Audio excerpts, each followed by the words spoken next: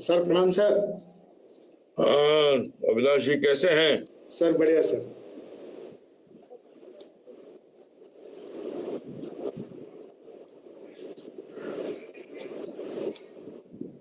संजय तुम्हारी तैयारी सब ठीक है? जी सर प्रणाम ठीक सर। है, प्रणाम प्रणाम। ठीक है, सारी तैयारी ठीक है आपकी ना? 4 बजे हाँ जी, हम शुरू करेंगे। हमारे जी हमारे जो गेस्ट हैं और वीसी साहब तब तक आ जाएंगे, जी तो उसके बाद शुरू कीजिएगा। जी जी जी ठीक है ना?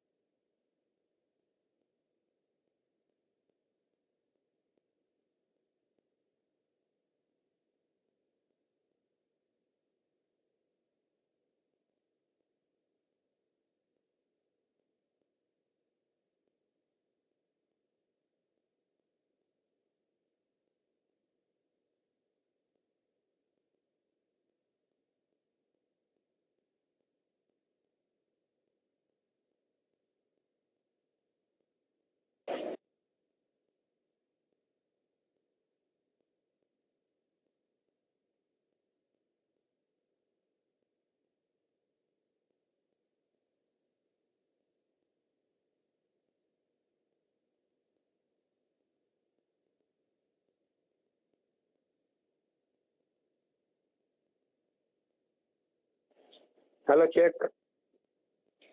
आवाज नहीं आ रही। हेलो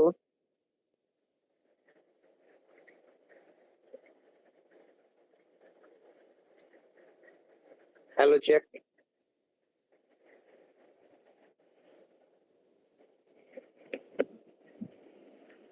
हाँ डॉक्टर संजय अभी शुरू नहीं हुआ है।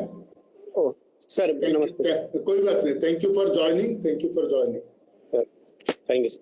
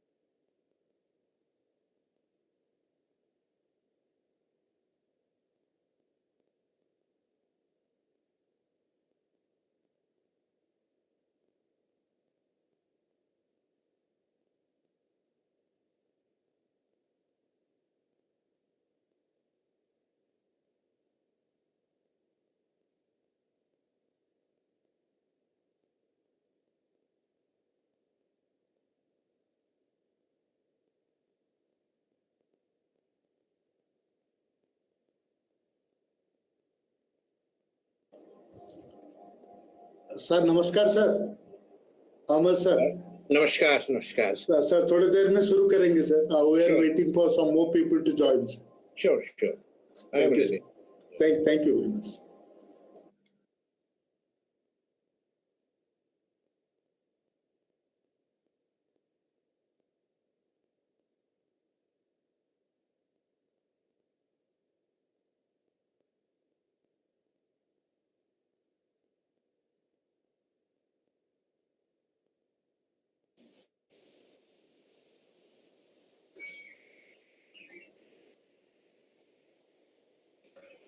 मैं सुन रहा था कि प्रोफेसर इम्तियाज अहमद साहब जुड़ गए हैं हमारे साथ। जी नमस्कार सर। नमस्कार। और बहुत दिनों के बाद आपकी आवाज सुनी है। हाँ, आपसे भी आज बात करके अच्छा लग रहा है। काफी पुराने समय की बात सब याद आ रही है। जी जी सर, जी सर।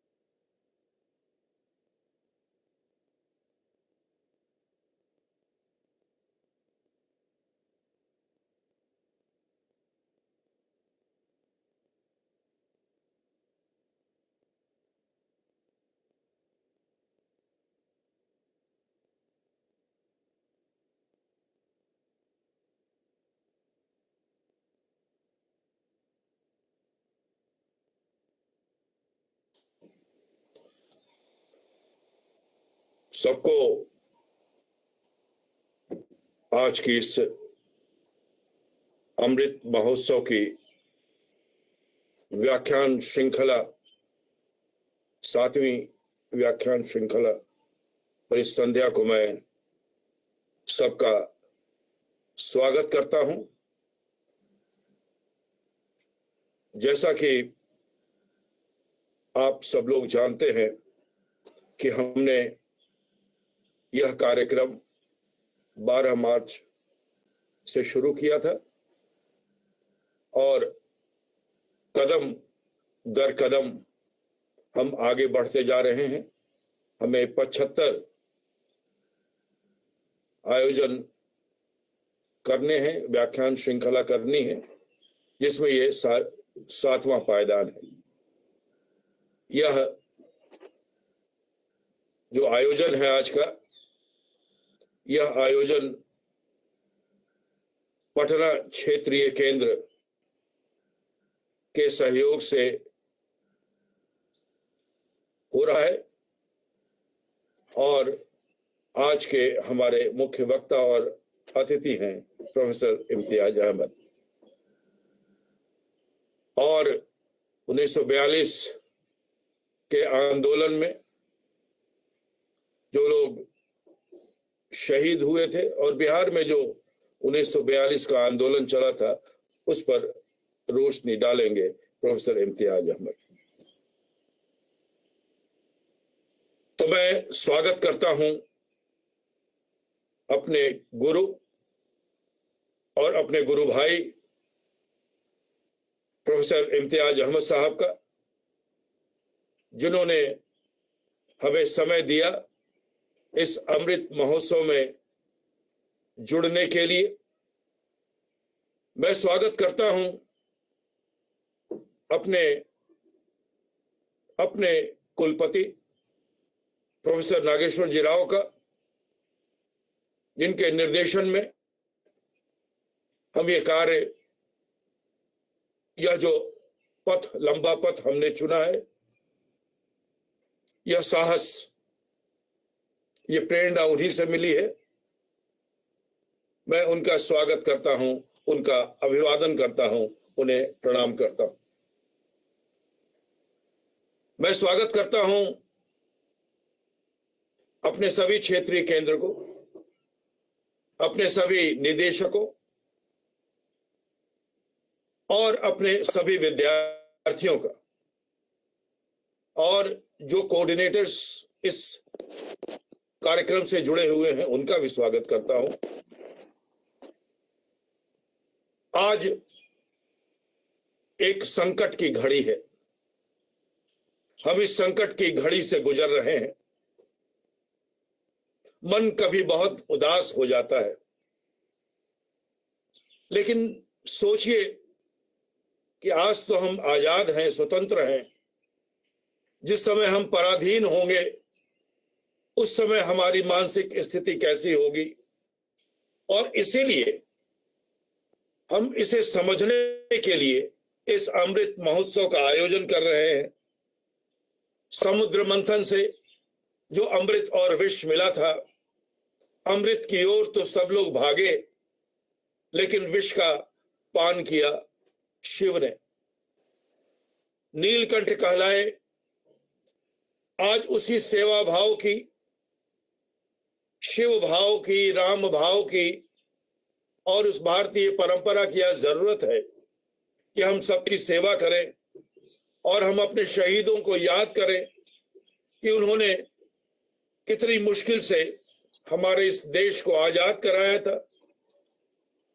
और जिन 7 लोगों के नेतृत्व में यह आंदोलन चला था, उनकी उम्र थी क्या? 15 साल, 16 साल, 17 साल, 18 साल। और बिहार सदैव से स्वाधीनता आंदोलन का केंद्र रहा है। इसके बारे में बताएंगे हमारे प्रोफेसर साहब। कुंवर सिंह से लेकर जयप्रकाश नारायण तक सब लोगों ने परतंत्रता की बेड़ी से भारत मां को आजाद कराने के लिए संघर्ष किया और इस प्रकार जो भारत का एक पूरा 1942 का स्वतंत्रता संग्राम था, उस स्वतंत्रता संग्राम में हम सब ने एक साथ मिलकर इकट्ठे होकर संघर्ष किया और मुझे इस बात का गर्व है कि इन 7 सेनानियों, बलिदानियों ने, शहीदों ने जो शहीद दिया और पटना सेक्रेटेरिएट पर जो झंडा फहराया, उसमें 2 विद्यार्थी उसी स्कूल से थे जहां मैंने अपनी माध्यमिक की पढ़ाई पूरी की है, उमाकांत प्रसाद सिन्हा और रामानंद सिंह। मेरा जब उस स्कूल में नामांकन हुआ तो सबसे पहले मैंने उनको जाकर प्रणाम किया और आज उन पर हम एक बातचीत कर रहे हैं क्योंकि लोग उन्हें जाने, उनसे प्रेरणा लें और कोरोना की इस संकट की घड़ी में सेवा भाव पैदा हो।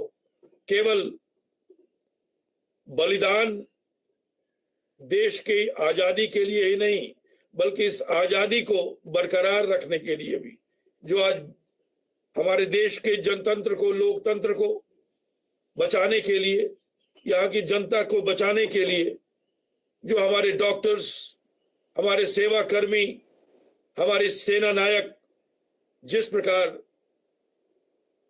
हमारी रक्षा कर रहे हैं अपने प्राणों की बलि देकर भी, जिसे दिनकर ने कहा था कि सबसे विराट जनचंत्र जगत का आ पहुंचा, 33 कोट हित सिंहासन तय करो, अभिषेक आज राजा का नहीं प्रजा का है, 33 कोटि जनता के सिर पर मुकुट बढ़ो। उस समय 33 करोड़ थी हमारी जनसंख्या।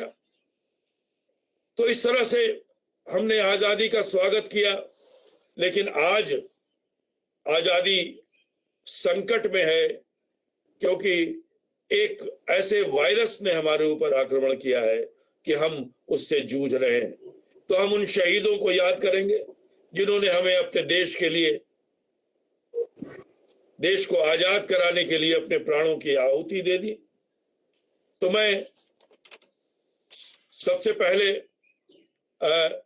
इस कार्यक्रम को शुरू करने से पहले मैं संजय जी से अनुरोध करता हूं कि वो कुलगीत विश्वविद्यालय का जो कुलगीत है उसको प्रस्तुत करें।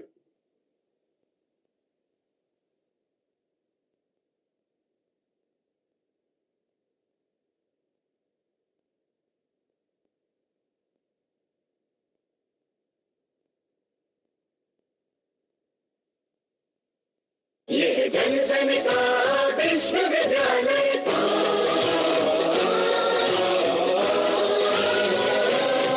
ये जन जन का विश्वविद्यालय, सरल सुगम शिक्षा का आलय। जन जन का विश्वविद्यालय, जन जन का विश्वविद्यालय, ज्योत जलाए ज्ञान की, स्वाध्याय की, अनुसंधान की राह दिखाए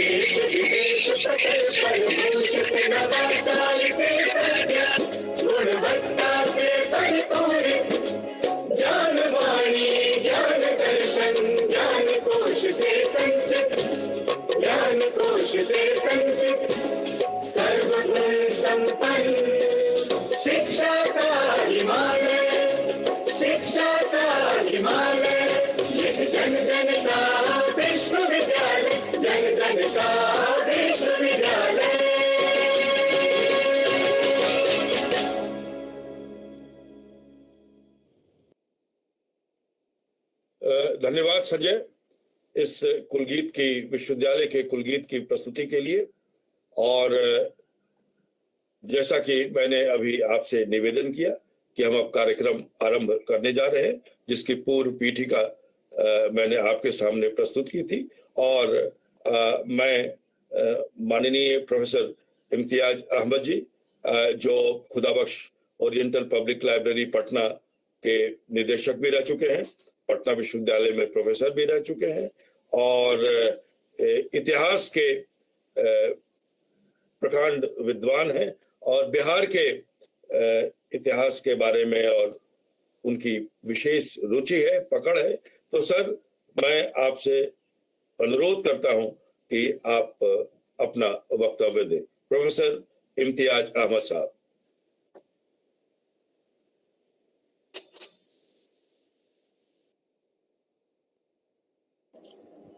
सर, आपको अनम्यूट कर लीजिए सर खुद को। Very sorry. Professor Nageshwar Rao, vice chancellor IGNOU, doctor Satyakam, pro vice chancellor IGNOU, the directors of the different regional centers, Dr. Naik especially, director of the regional center at Patna,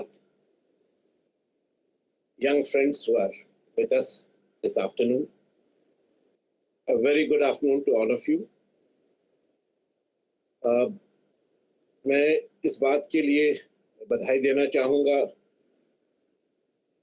IGNOU के अथॉरिटीज़ को कि उन्होंने ये बहुत ही महत्वपूर्ण प्रोग्राम शुरू किया है कि हमारी आज की आज़ादी बहुत मुश्किल से हासिल हुई है। बहुत लंबा संघर्ष इसके लिए हमारे पूर्वजों ने किया है, और उनके ही बलिदान का, उनके ही संघर्ष का ये नतीजा है कि आज हम एक आज़ादी के एहसास के साथ, एक गौरव के एहसास के साथ जिंदा है, और अंतर्राष्ट्रीय जो समुदाय है उसके बीच एक गौरवशाली स्थान हमारे देश को प्राप्त है। लेकिन ऐसा है कि जिन लोगों ने ये बलिदान दिया, उनमें कुछ लोगों को तो हम लोग जानते हैं, उनके योगदान को भी समझते हैं। कुछ लोग ऐसे हैं जो अनसंग हीरोज के रूप में रह गए, उनके बारे में लोगों ने कुछ जाना नहीं। और कुछ ऐसे हैं जिनके बारे में हम लोग जानते जरूर हैं, लेकिन उनके बारे में और भी कुछ जानने की जरूरत है, उनके त्याग को, उनके बलिदान को सही तौर पर समझने के लिए। इन्हीं में वो 7 शहीद शामिल हैं जिन पर आज हम लोग चर्चा कर रहे हैं। और पहले मैं इनका नाम आपके सामने पढ़ देना चाहूंगा, हालांकि काफी लोगों को ये नाम पता होगा, लेकिन for a matter of record मैं ये नाम पढ़ देता हूं। अभी 2 नाम तो डॉक्टर सत्यकाम ने लिए। ये जो पूरी सूची है उसमें Umakant Prasad Sinha, son of Ram Kumar Sinha of village Narendrapur, P.S. Daroli, Saran, a student of class 11th of Ram Mohan Rai Seminary, Patna. Ramanand Singh, son of Lakshman Singh of village Shahadat Nagar, P.S. Masaudi, Patna, a student of class 11th of Ram Mohan Rai Seminary. Satish Prasad Jha, son of Jagdish Prasad Jha of village Kharera, P.S. Banka, Bhagalpur, a student of class 11th, Patna Collegiate School. Jagpati Kumar, son of Sukhraj Bahadur of village Kharathi, P.S. Obra, Gaya, a student of second year class of BN College, Patna.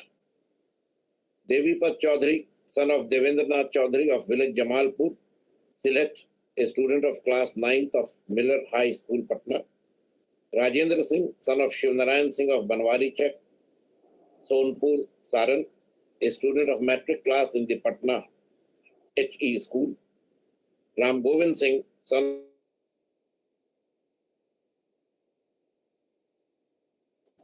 तो ये list है उन 7 शहीदों की जिन्हें आज हम लोग स्मरण कर रहे हैं, जिनको हम नमन कर रहे हैं।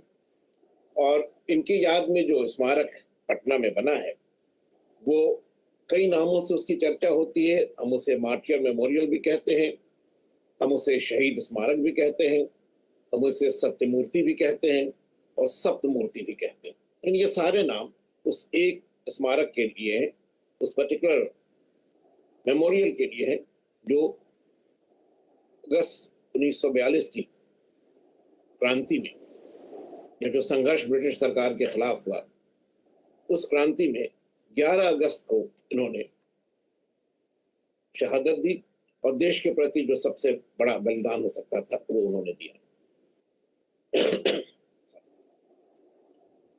ये भी एक बहुत महत्वपूर्ण संयोग है कि हम लोग आज उनको उस तिथि को याद कर रहे हैं जब बाबू कुंवर सिंह ने, जो कि 1857 के महासंग्राम के प्रमुख नेता थे बिहार से, बाबू कुंवर सिंह ने इसी तिथि को अंग्रेजों की फौज जो ली ग्रां के नेतृत्व में थी, कमांडर था ली ग्रां, उसके कमांड में जो ब्रिटिश फौज थी उसको बाबू कुंवर सिंह ने निर्णायक ढंग से हराया था।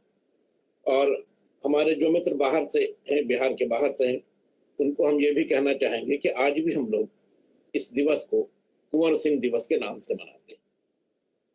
तो 1857 में पहली बार अंग्रेजों के खिलाफ एक बड़ा संग्राम आरंभ हुआ और उसमें कुंवर सिंह की भूमिका थी। आज उनका दिवस है और अंग्रेजों के खिलाफ संघर्ष का जो अंतिम पड़ाव है, भारत छोड़ो आंदोलन 1942 में, उसमें शहीद होने वाले 7 युवाओं को आज हम याद कर रहे हैं, नमन कर रहे हैं। तो एक तरह से ये पूरा जो गहमत है, जो पूरा जो काल है या एंटायर कोर्स जो है भारत में ब्रिटिश सत्ता के खिलाफ लड़ाई का, वो ये बड़ा महत्वपूर्ण संयोग है कि आज एक ही साथ जमा हो गया है, कुंवर सिंह से लेकर ये 7 शहीदों तक का जो पूरा घटनाक्रम है। अभी डॉक्टर सत्यकाम ने बहुत सही कहा कि बिहार ने राष्ट्रीय आंदोलन में और स्वतंत्रता संघर्ष में एक निर्णायक भूमिका निभाई है और ये स्मरणीय है कि 1917 में चंपारण सत्याग्रह के बाद लगभग 25 वर्षों तक, 1942 तक निरंतर बिहार राष्ट्रीय आंदोलन में अग्रणी भूमिका निभाता रहा है। If I am allowed, Dr. Satyakam, can I repeat a few points in English because I understand that some of the listeners are from the South. तो हिंदी में ही हम लोग बातचीत जारी रखें, अंग्रेजी में कुछ पॉइंट्स दोहरा दें। सर अंग्रेजी में दोहरा दीजिए तो अच्छा रहेगा सर। ठीक, शुक्रिया। कि ऑल इंडिया बेसिस पर लोग देख रहे हैं इसको। Yes, that was my idea also. Sir. Thank you for giving me that permission. Now, what I was saying is that Bihar, right from 1857 down to 1942, has been one of the major centers of resistance to colonial rule in India. And for 25 years in continuity, from 1917 and the Champaran Satyagraha, which incidentally was the first satyagraha launched by Gandhiji in India, and which provided the national movement its most powerful weapon to fight against an oppressive regime in a peaceful manner. And it also provided a high moral ground for the Indian people because they did not take recourse to violence. Their struggle was absolutely non-violent to begin with. I'm talking about Champaran. 1942 is a different story, and I will come to that. Bihar was active during the non-cooperation movement and the Khilafat movement, which was a prelude to it. Bihar was active during the civil disobedience movement, the individual satyagraha, and then the movement of 1942. I have read out the names of the 7 young men who sacrificed their lives, who were felled by the bullets fired by the police on that day, that fateful day. And now I would like to take up some more details of the event and the message that it conveys to us. तो फिर एक बार हम हिंदी में आपसे बात कर रहे हैं कि स्वतंत्रता संघर्ष के सिलसिले में जो अंतिम लड़ाई लड़ी गई ब्रिटिश शासन के खिलाफ, वो 1942 का क्विट इंडिया मूवमेंट। और इसमें एक नई बात ये थी कि गांधी जी ने कोई स्पष्ट रूप से तो नहीं, लेकिन कहीं ना कहीं इस बात को अनुमति तो हम नहीं कह सकते, कहीं ना कहीं इस बात को कंडोन किया था कि इसमें शायद हिंसा भी हो सकती है। तो डू और डाई का जो उनका स्लोगन था, वो एक बहुत खुला तो नहीं, लेकिन एक ऐसा टैसिट इशारा था, ये समझ कहीं ना कहीं पर जरूर थी कि अगर जन आंदोलन होगा तो इस बार शायद इसको पूरी तरह से अहिंसात्मक रूप नहीं रहे, इसमें हिंसा हो भी सकती है। उसकी कई वजह थी, ये मूवमेंट और मूवमेंट से क्यों अलग हो गया, उसकी कई वजह थी और थोड़ी सी चर्चा उस पर। सबसे पहले तो भारत में जो पूर्ण स्वराज की मांग की गई थी एज अर्ली एज 1929, सरकार ने उसके प्रति कोई विशेष ध्यान नहीं दिया था। और इसके एक दशक बाद 1939 में जब द्वितीय विश्व युद्ध छिड़ गया, तो भारत के लोगों की राय को जाने बिना ब्रिटिश सरकार ने अपनी ओर से भारत को भी इस युद्ध में शामिल कर लिया।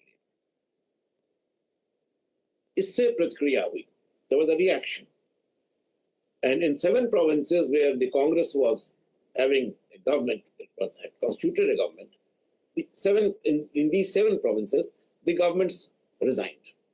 ये पहला प्रोटेस्ट। दूसरी बात जो ध्यान में रखने की है कि ये बड़ी विडंबना थी कि एक तरफ ब्रिटिश सरकार या अंग्रेज या उनके जो सहयोगी थे, दी अलाइज, वो इस बात की चर्चा कर रहे थे कि ये लड़ाई डेमोक्रेसी के लिए लड़ी जा रही है, ह्यूमन डिग्निटी के लिए लड़ी जा रही है, फ्रीडम के लिए लड़ी जा रही है। जो दमनकारी शक्तियां हैं, एक्सेस पावर्स को जिनको रिप्रेजेंट कर रहे हैं, उनके खिलाफ लड़ी जा रही है। But the irony was that these very basic things, democracy, freedom, these were denied to the Indians। तो भारत के लोगों को ऐसी लड़ाई में शामिल किया गया था जो लड़ाई कुछ विशेष उद्देश्यों के लिए लड़ी जा रही थी, और उन उद्देश्यों को भारत के लोग भी अपने लिए चाहते थे, मगर वो उन्हें प्रदान नहीं किया गया। तो ये एक अजीब विडंबना थी, it was really an irony. तो एक दूसरा कारण वो था रिजेंटमेंट का। तीसरी बात ये थी, the third factor was that the British government was losing the war in the southeastern region। Singapore पर जापानियों का कब्जा हो चुका था, बर्मा पर जापानी आ चुके थे, पहुंच चुके थे, कलकत्ता तक एरियल रेड्स हो रहे थे, बम्बार्डमेंट्स हो रहे थे, और कुल मिलाकर देखा जाए तो ब्रिटेन की स्थिति इस युद्ध में बहुत कमजोर पड़ चुकी थी। और इस बात की भी संभावना थी कि जापान द्वारा अगर यह आक्रामक गतिविधि चलती रही तो भारत भी इस आक्रमण की चपेट में आ सकता है। So the real danger was now knocking at the door. स्पष्ट बात यह भी थी कि जापान से भारत के लोगों का कोई सीधा टकराव नहीं था, कोई कन्फ्रंटेशन नहीं था। क्योंकि भारत इंग्लैंड की कॉलोनी था, ब्रिटिश साम्राज्य का एक हिस्सा था, और ब्रिटिश साम्राज्य से जापान की लड़ाई थी, उस कारण ब्रिटिश टेरिटरी उस समय होने के नाते भारत पर भी जापान का आक्रमण हो सकता है। ऐसी स्थिति में अगर भारत ब्रिटिश सत्ता से आजाद हो जाता, अगर भारत एक अलग देश हो जाता, तो जापान के आक्रमण की भी संभावना स्वतः समाप्त हो जाती। These were some of the basic issues, you know, the entry in the Second World War by the British regime without taking the consent of Indians and still declaring India as a belligerent power, the overall apathy towards and for freedom and democracy and other cherished values, the failure or rather the defeat of the British government in Singapore and Burma, the threat of a Japanese invasion, all these issues were there. And they had created a lot of public resentment in the country. considerable preparatory work had been done by the Indian National Congress. युद्ध के दौरान भारतीय राष्ट्रीय कांग्रेस ने कई स्तर पर लोगों को सचेत करने का, लोगों के बीच एक चेतना जगाने का, एक जनमत बनाने का प्रयास किया था. Important leaders had traveled to different cities and they had tried to give the message to the people that they should be prepared to meet any eventuality. And the reason was that there was a possibility, in fact, a very strong possibility, of the leaders of the Congress being arrested during that period. So the people were given the message that in case the leadership was put behind bars, they should be ready to conduct the movement on their own. और आप जानते हैं कि ऐसा ही हुआ. 8 अगस्त को भारत छोड़ो प्रस्ताव या क्विट इंडिया रेजोल्यूशन पारित हुआ और मिडनाइट से ही सारे जो महत्वपूर्ण नेता थे कांग्रेस के, राष्ट्रीय स्तर पर, बिहार के स्तर पर, सबों को गिरफ्तार कर दिया. और यही वजह थी कि इस आंदोलन में एक संगठित रूप नहीं रहा, बल्कि ये एक स्वस्फूर्त या एक स्पॉन्टेनियस मूवमेंट के रूप में उभरा. और क्योंकि इसका कोई डायरेक्शन तय नहीं था, तो इसमें कई तरह की धाराएं, कई तरह के स्ट्रीम साथ साथ फ्लो कर रहे थे. अब इस आंदोलन के बारे में एक दो बात और पहले हम आपसे कहें. देश के स्तर पर भी और बिहार के स्तर पर भी इस आंदोलन के लगभग 4 चरण या 4 फेजेस निर्धारित किए जाते हैं. But there is an overlap among these. ऐसा नहीं है कि ये जो चरण है एक दूसरे से बिल्कुल स्पष्ट रूप में अलग है. They are not clearly distinct from one another, but there is an overlap. However, given the nature of the activities, we can mark out 4 different phases. जो पहला चरण है उसमें हड़ताल है, प्रदर्शन है, जुलूस है, जनसभाएं हैं, स्कूल और कॉलेज का बहिष्कार है.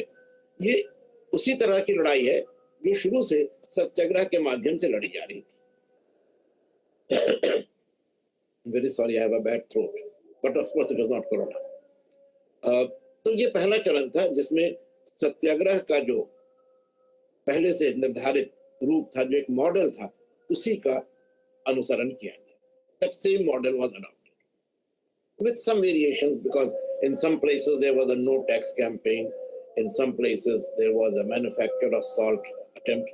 So minor variations are there, but basically इसमें यही है कि स्ट्राइक है, डेमोन्स्ट्रेशन है, प्रोसेशन है, पब्लिक मीटिंग्स हैं, boycott of schools and colleges हैं. और एक बड़ी बात यह है कि इस आंदोलन में जो युवा वर्ग था, the youth, they were very actively involve. पहले भी रहे थे, लेकिन इस आंदोलन में जितनी सक्रिय भूमिका युवा वर्ग की रही है वो इससे पहले नहीं देखी गई थी. जो दूसरा चरण है उसमें सरकार द्वारा जो दमनकारी उपाय किए गए उसके विरुद्ध एक जन प्रतिक्रिया हुई. और उस जन प्रतिक्रिया ने थर्ड फेज में, पहले तो प्रोटेस्ट होते रहे, लेकिन जल्दी ही सरकार के क्रूर दमन के प्रतिक्रिया के रूप में आम लोगों द्वारा भी हिंसात्मक घटनाएं की जाने लगी. The people also took recourse to violent measures, but with a difference. आम लोगों का जो विरोध था, जो हिंसात्मक रूप धारण कर चुका था, उसमें ज्यादातर जो सरकारी संस्थाएं थी उनको टारगेट किया गया था, इंडिविजुअल्स को नहीं. जैसे रेलवे स्टेशन को क्षति पहुंचाई गई, डाकघरों को क्षति पहुंचाई गई, पुलिस थानों को क्षति पहुंचाई गई. उस क्रम में कुछ लोग, कुछ अधिकारियों को भी क्षति हुई, मगर टारगेट व्यक्ति नहीं थे. Individuals are not the target. It were the symbols and the institutions of the colonial regime that were targeted. और उसका मकसद भी था वॉर एफर्ट्स को हैम्पर करना था. तो ये दूसरे चरण का जो संघर्ष था, इसमें लोगों ने बड़े पैमाने पर हिस्सा लिया और अनेक मिसालें, उनकी लिस्ट गिनाना मुश्किल है, लेकिन बिहार में लगभग हर छोटे बड़े नगर में और गांव देहातों में भी लोगों का विरोध इतना वृहत रूप धारण कर गया, इतने बड़े पैमाने पर फैल गया कि कई जगह लोगों ने एक प्रति सरकार या एक दूसरी सरकार बना ली, एक ऐसी सरकार जिसने ब्रिटिश सत्ता की जगह प्राप्त कर ली। यानी जो आजादी की लड़ाई लड़ने वाले थे उन्होंने कुछ ही समय के लिए सही लेकिन इस स्थिति पर अपना नियंत्रण स्थापित कर लिया। और गवर्नमेंट रिप्रेशन का जो रूप था वो अगर आप देखेंगे तो सिर्फ एक उदाहरण आपको हम देंगे। भागलपुर से कहलगांव की जो रेलवे लाइन थी उसको क्षति पहुंचाने की जो लोग कोशिश कर रहे थे उनके खिलाफ सरकार ने एरियल स्ट्रेफिंग यानी हवाई जहाजों से गोली बरसाने का काम किया। जहां तक मुझे याद आता है 1919 में जलियांवाला बाग में जो एक लड़ाई लड़ी गई थी अंग्रेजों के खिलाफ, उसमें जो क्रूर दमन हुआ था जलियांवाला बाग में हम सब जानते हैं। इसके अलावा लाहौर में और एक सियालकोट में एरियल स्ट्रेफिंग हुई थी। उसके बाद ये पहला मौका था 1942 में जब एरियल स्ट्रेफिंग या हवाई जहाजों से गोली बरसाने का रास्ता सरकार ने अपनाया। तो दो बातों का आपको अंदाज होगा, बल्कि तीन। एक तो ये कि जन आंदोलन कितना वृहत रूप धारण कर चुका था, उसको दबाने के लिए एक अलग ढंग से प्रयास करना था। दूसरे, सरकार युद्ध में अपनी पराजय के कारण, अपनी कठिन स्थिति के कारण कितना बौखलाई हुई थी, कितना अनर्व थी कि अननेसेसरी यूज ऑफ फोर्स का भी उसने सहारा लेने में कोई संकोच नहीं किया। और तीसरे कि सरकार कितनी ब्रूटल थी, कितनी क्रूर थी, कितनी नृशंस थी कि उसने इस ढंग का तरीका या इस तरीके इसका दमन करने का फैसला किया।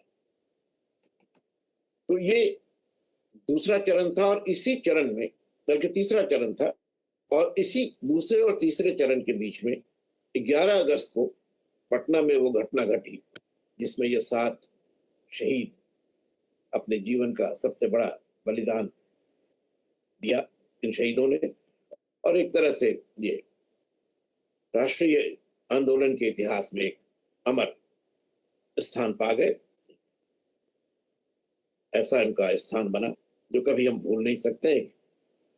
Immortal fame, the immortal status इनका राष्ट्रीय आंदोलन में बना।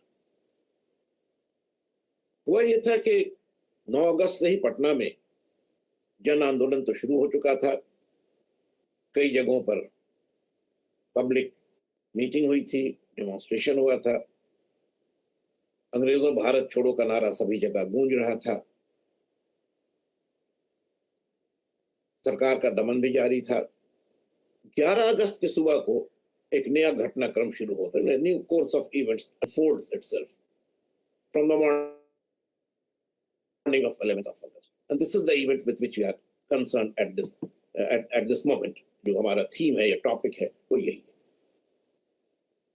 पटना के बारे में जो लोग जानते हैं उनको ये अंदाजा होगा कि एक काफी बड़ा ग्राउंड है यहाँ, एक काफी बड़ा मैदान है जो उस समय पटना लॉन कहलाता था, अब गांधी मैदान कहलाता है। इससे उत्तर की ओर गंगा नदी की दिशा में लड़कियों का एक स्कूल है जो बांकीपुर गर्ल्स हाई स्कूल कहलाता था। स्कूल अभी भी, लेकिन वो +2 लेवल का हो गया, तो अब हाई स्कूल से अपर ग्रेड में आ गया, हायर ग्रेड में आ गया। इस स्कूल के पास लोगों का एक ग्रुप जमा हो रहा था। उसको डिस्पर्स करने के लिए लाठीचार्ज वगैरह भी हुआ। एक दूसरा ग्रुप इस मैदान के दूसरे किनारे पर नॉर्दर्न साइड पर जमा हो रहा था। उसको डिस्पर्स करने के लिए माउंटेड पुलिस ने, घुड़सवार सिपाहियों ने कार्रवाई की। लेकिन जो पब्लिक मूड बन चुका था, जो एक रेजिस्टेंस की भावना जग चुकी थी, प्रतिरोध की जो एक भावना, वो इन कार्रवाइयों से दब नहीं पा रही थी। और अंततः बांकीपुर गर्ल्स स्कूल की तरफ से एक ग्रुप, एक बड़ा ग्रुप, कई 100 लोगों का एक ग्रुप आगे बढ़ा और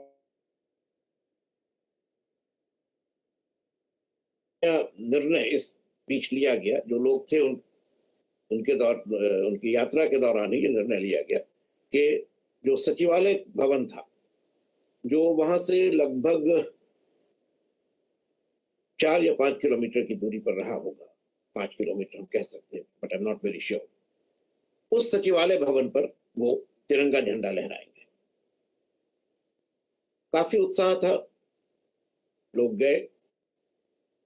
अब ये कहा जाता है, जाहिर है कि ऐसी घटनाओं में कोई आपको डेफिनेट और कंफर्म किए गए फिगर्स नहीं मिलते हैं, लेकिन कहा जाता है कि 1000 लोगों से ज्यादा की भीड़ थी जो सेक्रेटेरिएट के सामने आ पहुंची थी। और इसमें जो आंदोलनकारी थे उन्हें पहली सफलता तब मिली जब दिन में लगभग 2:15 बजे, जो समय डॉक्टर के दत्ता की किताब में मिलता है, आपको ये भी हम कह दें कि history of the freedom movement in Bihar 3 volume की बहुत ही एग्जॉस्टिव किताब डॉक्टर के दत्ता ने लिखी थी 1950s में, और जितना अच्छा डॉक्यूमेंटेशन उसमें है वो बाद की किसी किताब में संभव नहीं हो पाया है। आर्काइवल फाइल्स को देख करके उन्होंने ये पूरी किताब लिखी थी, तो बड़ा डिटेल भी और बड़ा प्रिसाइज भी इंफॉर्मेशन, इसमें स्पेसिफिक इंफॉर्मेशन है। वो लिखते हैं कि लगभग 2 बजे ये लोगों का जो ग्रुप था वो वहां पहुंचा और 2:15 बजे तक इन्होंने जो पूर्वी दरवाजा था सचिवालय के भवन में जाने का, जो रास्ता था, ईस्टर्न एंट्रेंस था, वहां पर तिरंगा झंडा लहरा दिया। पुलिस मौजूद थी, पुलिस ने अपनी कार्रवाई की, लेकिन ये जो उत्साह बन चुका था लोगों का वो टूटा नहीं। लोग आगे बढ़े और इसके बाद इन लोगों ने सचिवालय के मुख्य भवन पर भी झंडा लहराने की कोशिश की। तकरीबन 2.5 घंटे तक ये संघर्ष या जो कहिए कि ये टकराव पुलिस और जो आंदोलनकारी थे उनके बीच होता रहा, और अल्टीमेटली तो एग्जैक्ट टाइम जो के दत्ता लिखते हैं 4:57 PM, 5 बजे का वक्त है ये।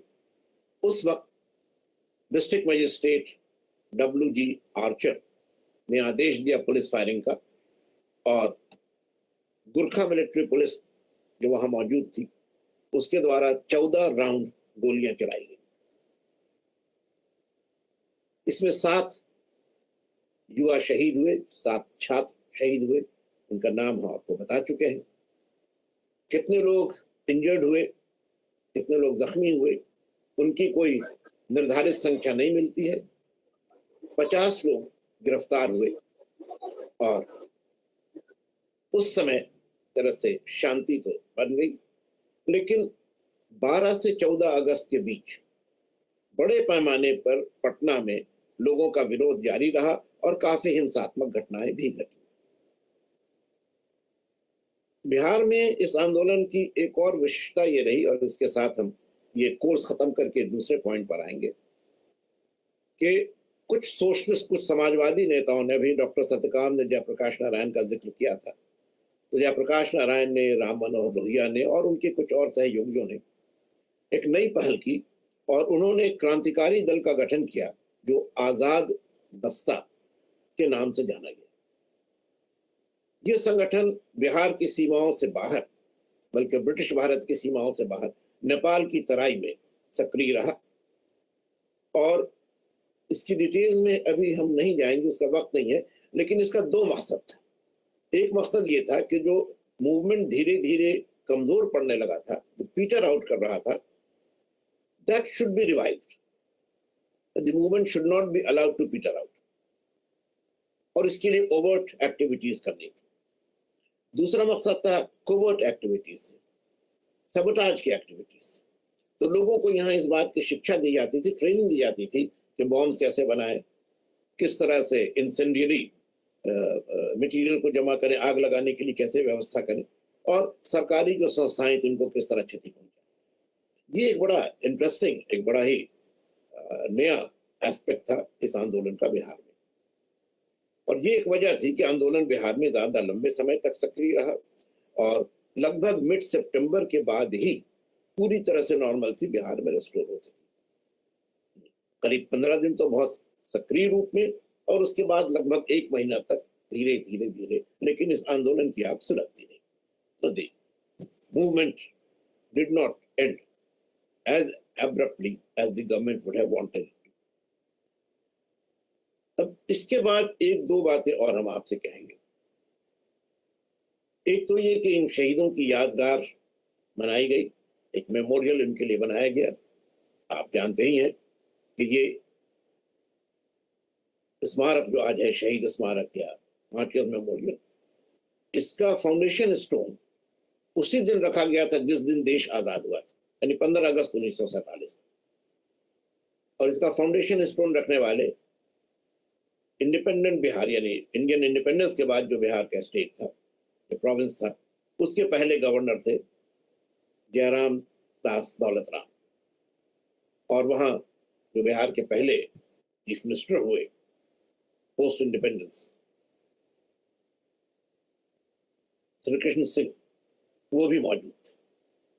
तो एक ऐसा मोमेंट था जो एक बहुत ही पावन अवसर माना गया। It was a moment of glory, it was a moment of homage as well to the memory of the martyrs. और इसके बनने में कुछ समय लगा। इसके जो स्कल्पटर थे जिन्होंने पूरा मेमोरियल बनाया, जिसमें 7 लोगों के फिगर्स हैं, वही 7 शहीद, और ये लगभग आदम कद यानी ऑलमोस्ट ह्यूमन साइज में ये हैं। और इसके स्कल्पटर थे देवी प्रसाद राय चौधरी। ये मूर्ति ब्रॉन्ज में बनी है और इसके निर्माण का काम इटली में हुआ था। बाद में इसे फिर यहाँ इंस्टॉल किया गया और इसका विधिवत उद्घाटन 1956 में देश के प्रथम राष्ट्रपति और बिहार के बहुत ही महत्वपूर्ण राष्ट्रीय नेता डॉक्टर राजेंद्र प्रसाद ने किया था। डॉक्टर राजेंद्र प्रसाद द्वारा इसका अनावरण या इसका अनवेलिंग का काम हुआ था। तो ये एक मेमोरियल बनाया गया उन शहीदों की याद में। उनके बारे में पढ़ाया भी जाता है, हमें स्कूल की टेक्स्ट बुक्स की बात याद दिलाई जाती है। मगर ये भी अपनी जगह पर सही है कि I see somebody is raising a hand, so let me finish in a while and then I can come to your queries. I'll just wind up. तो ये हम आपसे कह रहे थे कि इनके बारे में पढ़ाया जाता है, लोग जानते हैं, लेकिन जितने ज्यादा बड़े पैमाने पर इनके बारे में जानकारी होनी चाहिए वो हमारे पास नहीं है। इतिहास के भी बहुत सारे छात्रों के पास नहीं है। ये दुखद है। It's a moment for us to introspect, to judge for ourselves whether we have truly appreciated and acknowledged the sacrifice that these men who were in the prime of their youth, अभी सत्यकाम आपसे कह रहे थे कि कोई 16 साल, कोई 17 साल, माने सब या तो प्री 20 या अर्ली 20s की उम्र में थे, कि बिल्कुल उनकी जिंदगी का एक ऐसा दौर था जहां से एक नई जिंदगी शुरू होती है। वहां से उनकी एक नई जिंदगी शुरू हुई, मगर वो जिंदगी शुरू हुई शहीदों के रूप में, मादर वतन पर, अपनी मातृभूमि पर सबसे बड़ी कुर्बानी देने वाले लोग। तो जरूरत है कि हम उनकी जिंदगी के उस दौर को, their life as martyrs, their life as people who gave the highest sacrifice to the cause of the nation, उसको याद करें। और हमें उससे प्रेरणा मिलती है। पहली प्रेरणा तो हमें ये मिलती है कि देश के प्रति प्रेम, राष्ट्र के प्रति प्रेम, ये कितना महत्वपूर्ण है और इसके लिए किसी स्तर की भी कुर्बानी देने में हमें संकोच नहीं होना चाहिए। चाहे वो आज़ादी की लड़ाई हो या वो आज़ादी को बनाए रखने की बात हो, चाहे वो आज की जो ह्यूमन ट्रेजेडी है जिसके बारे में सत्यकाम कह रहे थे, इतने बड़ा जो आपदा आ गई है उसका मुकाबला करने की बात हो, ह्यूमन डिग्निटी को बनाए रखने की बात हो, इन तमाम बातों को हर कीमत बनाए रखने की जो प्रेरणा मिलती है हमें, वो सबसे बड़ा सबक है जो इनकी कुर्बानियों से हमको मिलना चाहिए और खास तौर पर युवा वर्ग को मिलनी चाहिए। क्योंकि ये बात तो बिल्कुल जाहिर है कि आने वाला जो समय है, जो हमारा फ्यूचर है, वो यूथ का है। हमारा जनरेशन अपना समय लगभग पूरा कर चुका है। अच्छा या बुरा हम जो कुछ कर सके हमने कर लिया है, but now it is for the youth to take the caravan further ahead. जो कारवां हमारा चला है उसको और आगे बढ़ाए। और मैं समझता हूं कि हमारे जो यंग फ्रेंड्स यहाँ पर इस डिस्कशन में शामिल हैं, सवालों की तरफ अभी आ रहे हैं, जो यंग फ्रेंड्स हमारे इस डिस्कशन में शामिल हैं, उनको अगर आज की कुछ बातों से वो प्रेरणा मिली जिसकी हम चर्चा कर रहे थे, तो हम समझेंगे कि जो समय हमने आपके साथ बिताया या जो समय आपने मेरे साथ बिताया वो सार्थक रहा। तो मेरी तरफ से यही बातें थी। आप लोगों का शुक्रिया, आपने इसे सुना। मुझे उम्मीद है कि आपने ध्यान भी दिया। कुछ क्वेश्चंस थे, अगर वो क्वेश्चंस आप आए तो हम जवाब देना चाहें। I am ready to answer the questions if there are any. I saw one or two persons raising their hands, so they are most welcome.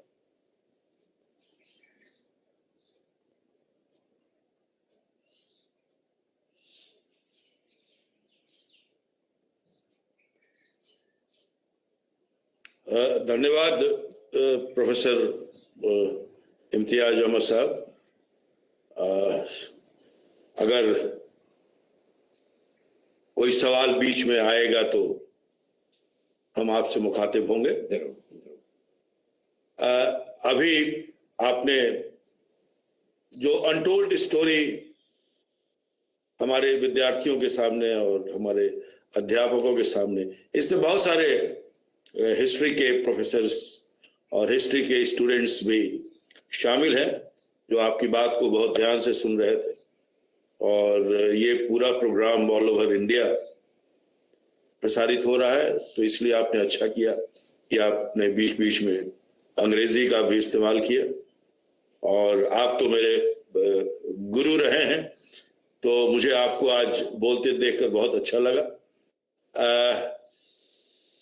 और अब मैं प्रेसिडेंशियल एड्रेस के लिए अपने माननीय कुलपति प्रोफेसर नागेश्वर जी राव जी को से अनुरोध करता हूं कि वे अपना अध्यक्षीय भाषण दें।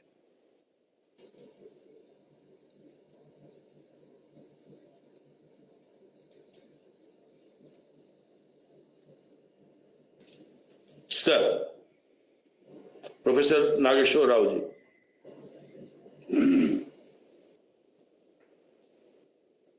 आदरणीय इम्तियाज अहमद जी एवं हमारे सभी साथी जो उनके इस व्याख्यान को बहुत ध्यानपूर्वक सुन रहे थे,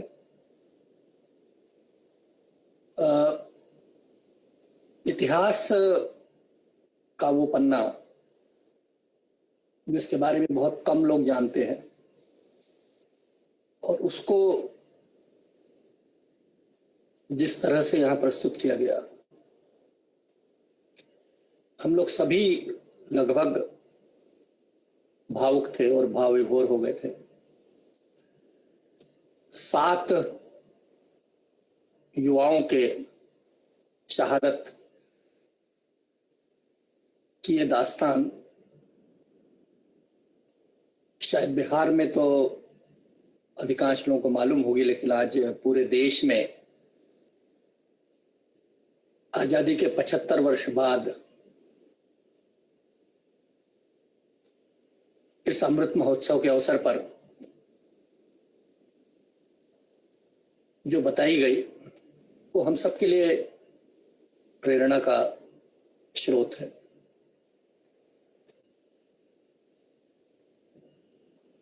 कोविड-19 ने हम सबको झकझोर दिया है, लेकिन इस प्रकार के प्रेरणात्मक जो उद्बोधन है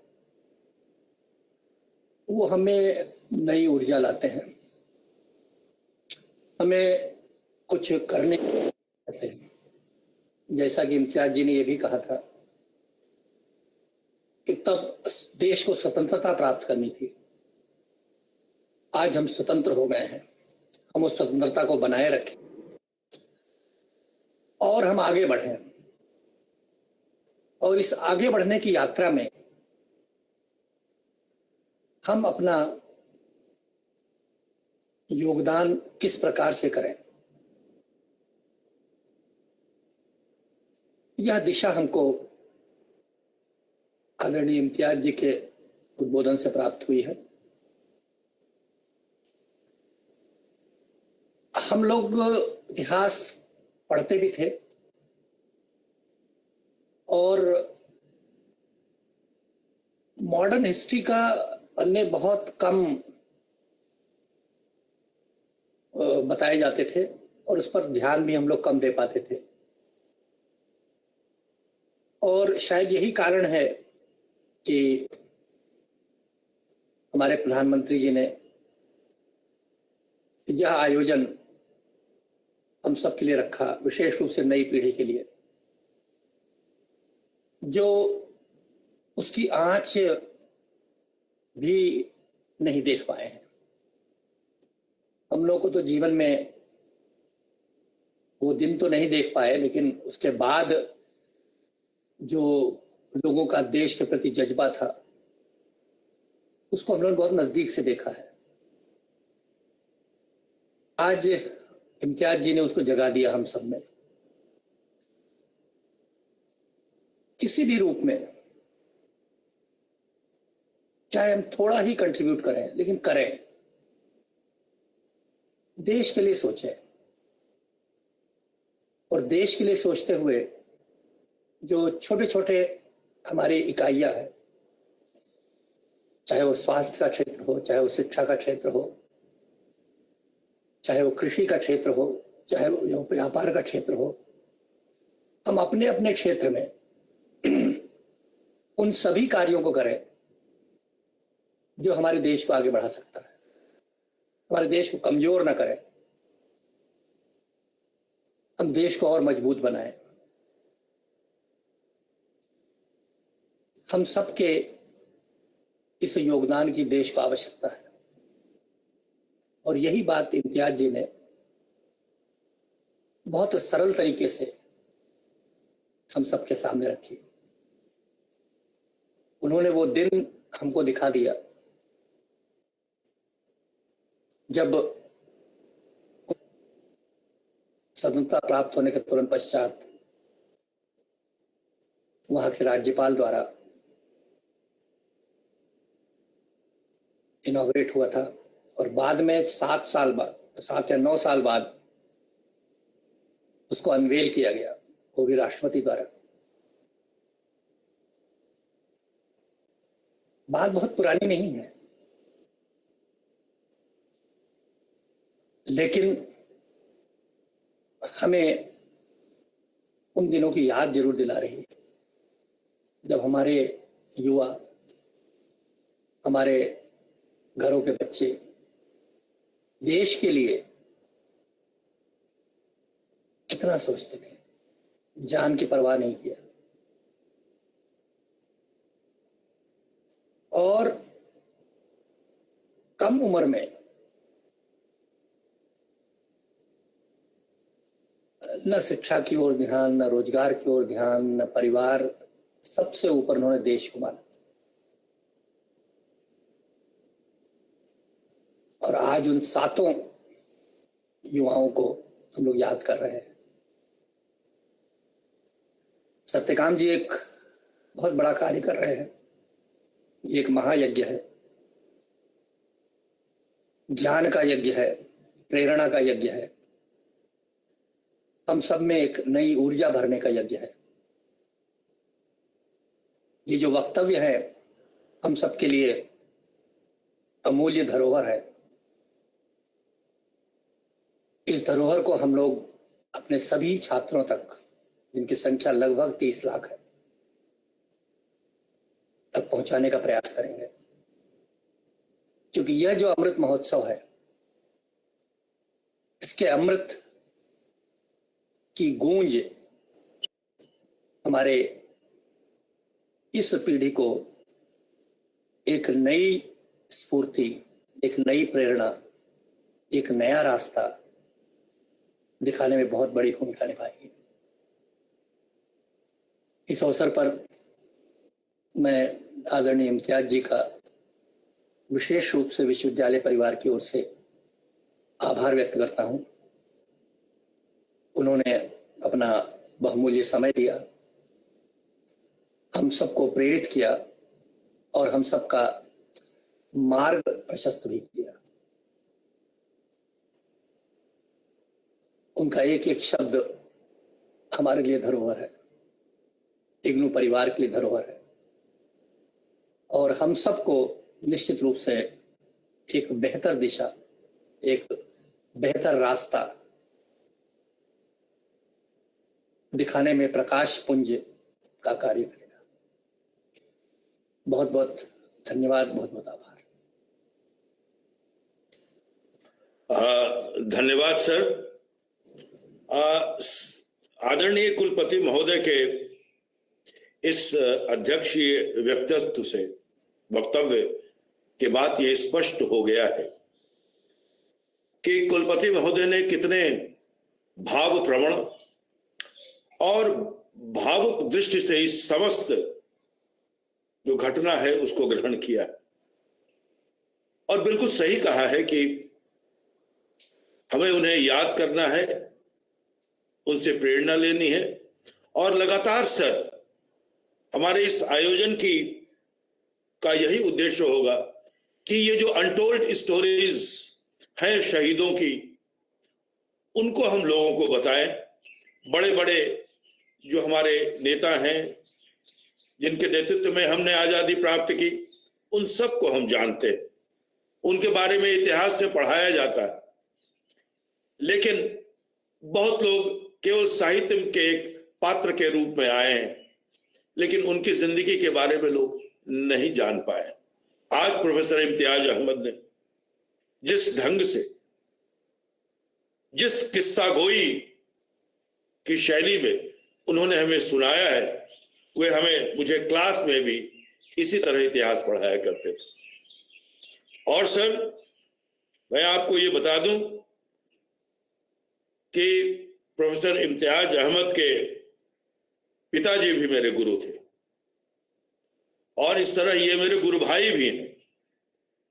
और मध्यकालीन भारत प्रोफेसर क्याम साहब हम लोगों को पढ़ाया करते थे और इतने साधारण शब्दों में और इतने आसान शब्दों में वो मध्यकालीन भारत पढ़ाया करते थे कि उनकी एक एक बात मुझे याद है।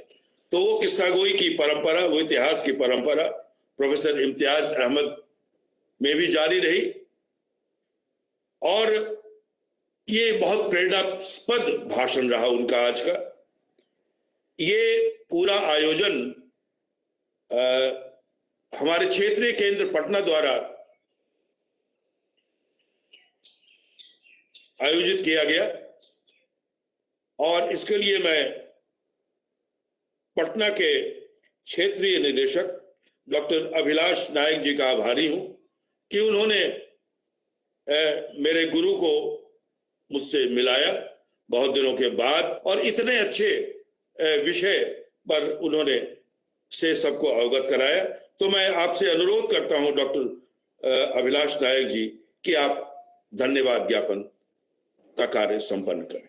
प्रोफेसर अभिलाष नायक। सबसे पहले तो सर मैं माननीय कुलपति सर और माननीय समकुलपति Satyakant sir, professor Imtiaz Ahmad sir और सारे जितने सीनियर रीजनल डायरेक्टर, मेरे सारे स्कूल के डायरेक्टर जो उपस्थित है सबको मैं प्रणाम करता हूं मैं।